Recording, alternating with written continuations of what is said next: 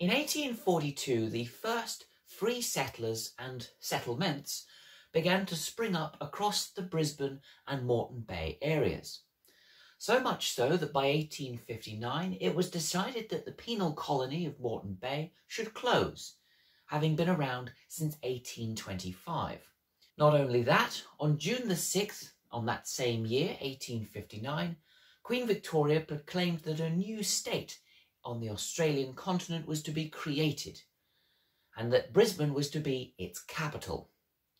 And so, Queensland was created, and Brisbane had a new chapter to begin.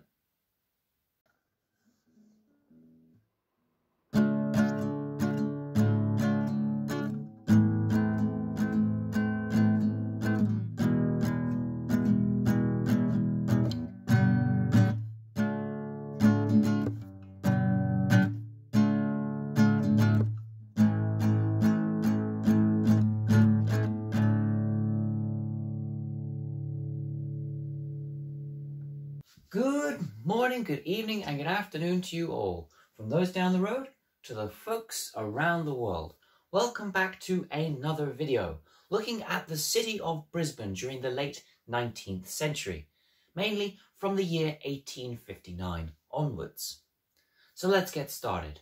A lot of things changed in the first year after Queen Victoria's proclamation on the 6th of June 1859 that created the city of Brisbane and the state of Queensland. Firstly, an executive council was set up to form as a de facto government before a formal election and parliamentary system could be set up in the April of 1860. Then on the 13th of October 1859, the city of Brisbane held its first mayoral election, in which John Petrie became the first city mayor. And finally, on the 10th of December 1859, 38-year-old George Bowen arrived in Queensland and arrived in Brisbane to become the first governor of the state. He would hold this position until the 4th of January 1868, when he then moved to the island of New Zealand, becoming governor there for a short time. He then moved to Victoria, then to Mauritius, the city of Hong Kong, and then finally in 1887 was part of a commission on the island of Malta. He would publish a book in 1889 entitled 30 Years of Colonial Life, in which he documented his experiences at various governorships and commissions since 1859. And it is during this time of Governor Bowen that many of the official buildings that service Queensland and also the city of Brisbane were constructed. And these buildings were constructed almost immediately. The old Government House, which is the residence for Governor Bowen himself, was constructed between 1860 and 1862. Next door, the Parliament House, the Parliament Building, constructed between 1864 and 1868. And the original town hall that serviced the city of Brisbane, and where the mayor was probably sitting, was completed in 1867. Parliament buildings occupying a portion of government grounds south of the Botanical Gardens are superior to those of any Australian group. That extract from the Aldine History of Queensland, 1888, just goes to show the grandiose nature of these new executive buildings ready for Governor Bowen and the Parliament of Queensland to take office from. The extract also mentions the Botanical Gardens, which sit directly in front of the old Government House and the Parliament House, and is an area of Brisbane that has held a vital importance ever since its early days as a penal colony from 1825. Firstly, from 1825 to 1827, this area from which the gardens now sit was part of the agricultural section of the penal colony, part of the self-sufficiency for the convicts and the soldiers posted there. But from 1828, it was declared as a public garden, a free space for anybody to enjoy, and remained so for the next 25 years. Then in 1855, this part of Brisbane and the Brisbane River was declared as Garden Point and a botanic reserve under the curatorship of Walter Hill, who was asked during the 1850s and 1860s to procure and cultivate a number of rare and valuable plants in this new botanic reserve. As well as retaining the blue gum trees that had sat on the river's edge for about 1,000 years, Walter Hill planted large numbers of mangroves around the circumference of this new botanical area. In 1858, he planted the first macadamia tree, and roughly around the same time, he planted the first jacada and the first mahogany trees. At the end of 1867, the Botanical Gardens stretched to about 27 acres.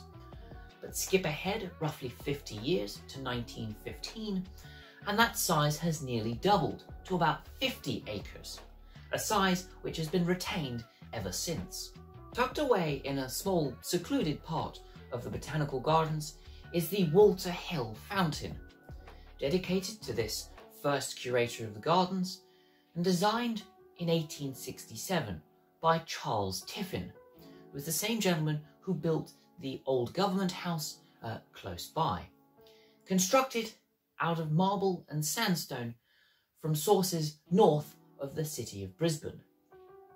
It is the first ornamental fountain of its kind in the city.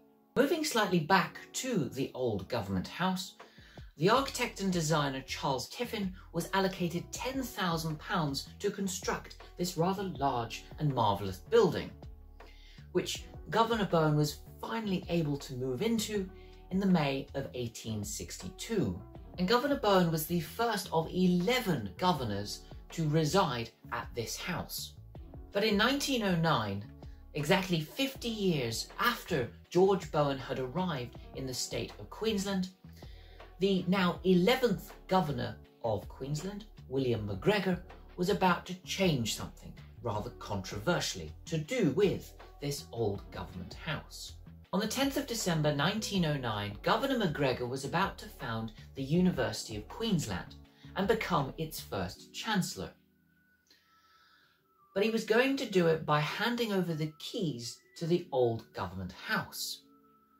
After much dispute and arguments, the deal was done, and on the 6th of June 1910, exactly 51 years after Queen Victoria's proclamation creating the state of Queensland, Governor McGregor moved out of the old government house and moved in to the new government house at Fernbury and Paddington, which is where the governors of Queensland still reside today. Meanwhile, the old government house was quickly converted into a series of classrooms, and the first students were admitted in 1911, graduating in 1914.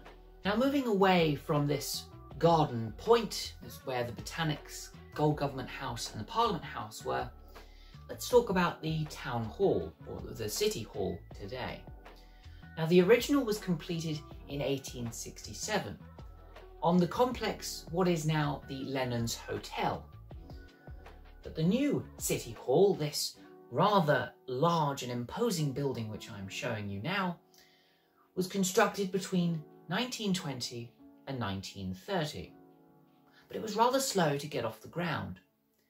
You see, the first foundation stone was laid in 1917 by the governor at the time, Hamilton Gould Adams. But it wasn't until 1919 that any formal plan or architectural drawing had been certified ready for construction. A second foundation stone was laid in 1920 by His Royal Highness the Prince of Wales, who would go on to be, in 1936, Edward VIII. And so the long and lengthy 10-year construction process was able to begin, and the grand opening for such a large, imposing building was the 23rd of April, 1930.